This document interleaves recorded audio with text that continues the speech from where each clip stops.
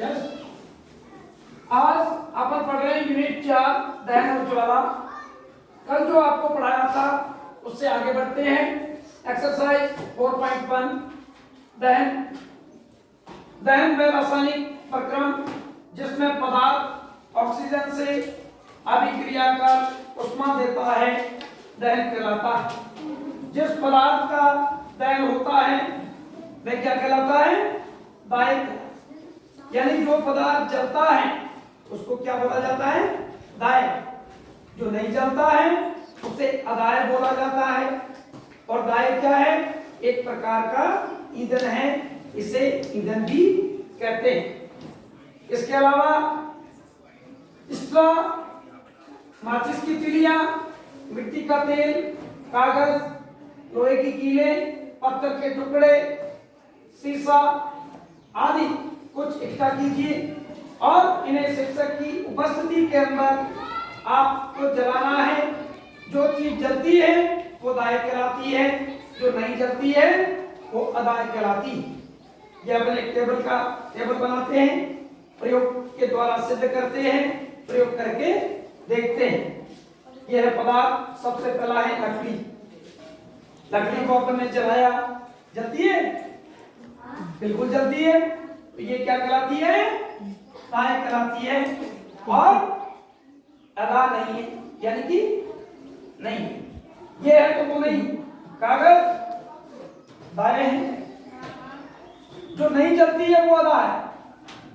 फिर लोहे की कीलें जलती है क्या? नहीं जलती, इसलिए अदा है, दायक नहीं।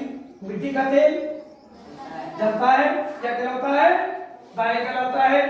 पत्थर का टुकड़ा नहीं जलता, अदा कहलाता है।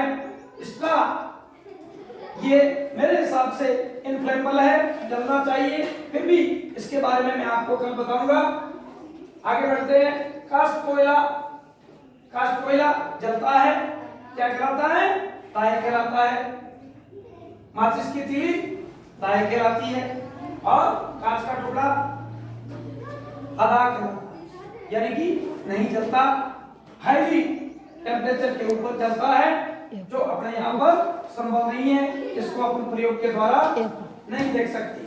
अब आगे बढ़ते हैं। एक्सरसाइज 4.2 इसके अंदर अपने को एक प्रयोग करके यह सिद्ध करना है कि वायु की उपस्थिति दहन के लिए आवश्यक है या नहीं। Point number A. यह देखिए चित्र ए। इसके अंदर अपन ने ये एक सीट ली, इस सीट के ऊपर मोमबत्ती जलाई और ऊपर से खुला रखा कांच का ये गोला। बी के अंदर नीचे सीट रखी, सीट के ऊपर मोमबत्ती को जलाया और ऊपर कांच का गोला ऊपर से खुला हुआ। दोनों स्थिति के अंदर जल रहा है, लेकिन स्थिति सी नीचे का ये अपने इसका ये अपने लकड़ी का टुकड़ा है, नीचे से भी वायु नहीं आ रही है, ऊपर कांच का गोला है और कांच के गोले के ऊपर भी ये टुकड़ा दे दिया, यानी कि वायु का आना बंद हो गया। इस स्थिति में जलेगी मोमबत्ती? जलेगी?